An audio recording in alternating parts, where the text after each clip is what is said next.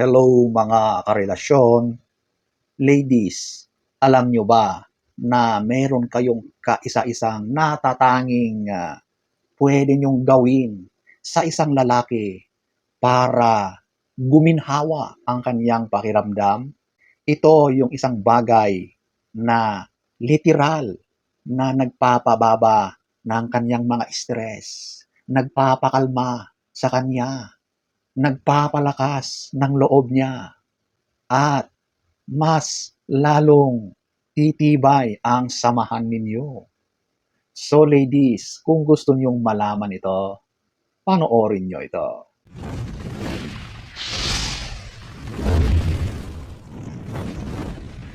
So, ano nga ba ito?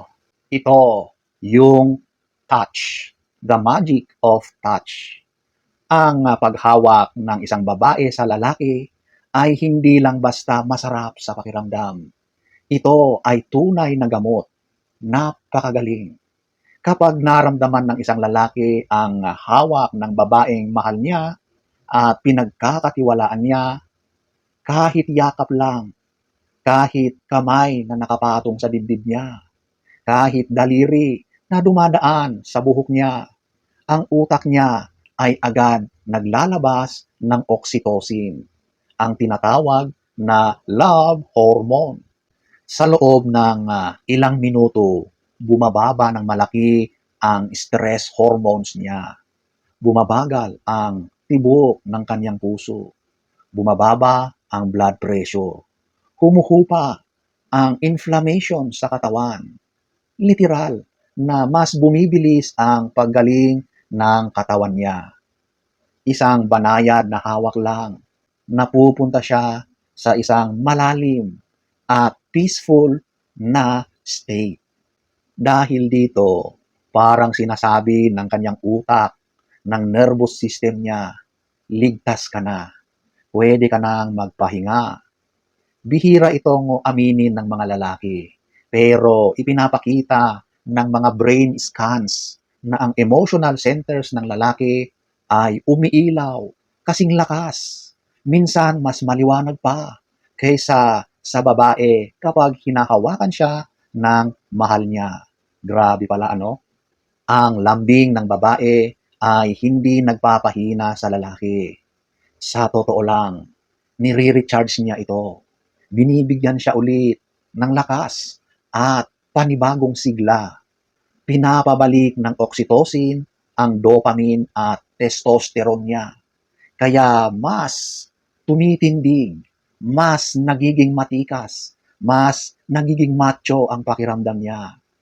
Mas handa siyang harapin muli ang mga hamon ng buhay at ang mundo.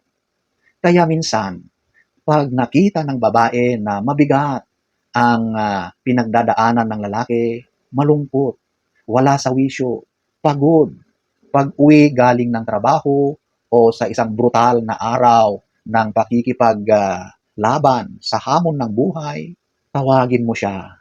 Halika nga dito, mahal. Mukhang pagod ka na yata. Di ba? Yung mga ganyang mga simpleng paglalambing, napakalaki ang epekto sa lalaki. Isang munting masahe sa ulo, sa liig, isang yakap, isang paghila palapit sa kanya. Hindi lang yon simpleng lambing. Yon ay biology na gumagawa ng pinakamatanda at pinaka-epektibong trabaho ng katawan nito. Yon ang nervous system ng lalaki na sa wakas humihinga na ng maluwag. At doon nanunumbalik ulit ang lakas ng kanyang pisikal na katawan.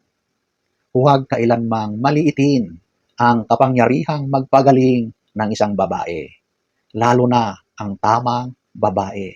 Gamot siya sa katawan, sa isip, at sa pinakalalim ng kaluluwa ng isang lalaki.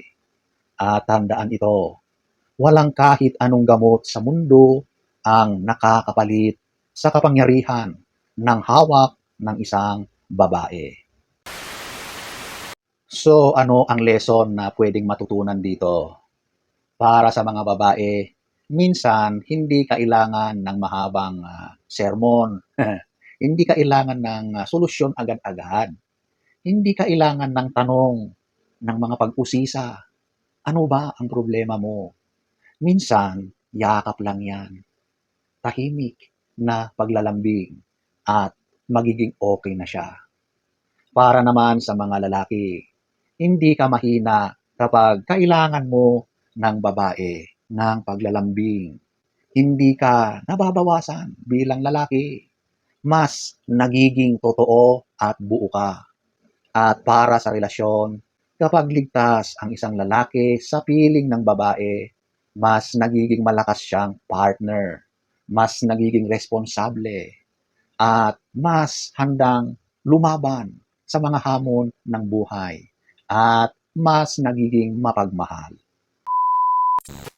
So, ayan po mga karelasyon. Sa mundong palaging nagsasabi sa lalaki na magpakalalaki ka, mas tumibay ka, minsan ang pinakamatibay na bagay ay ang pinahihintulutan ang sarili na mahalin. Kung ikaw ang babaeng nagbibigay ng ganitong kapayapaan, huwag mong maliitin ang sarili mo. Hindi ka lang partner. Ikaw ang kanyang pahingahan. Ikaw ang kanyang tahanan.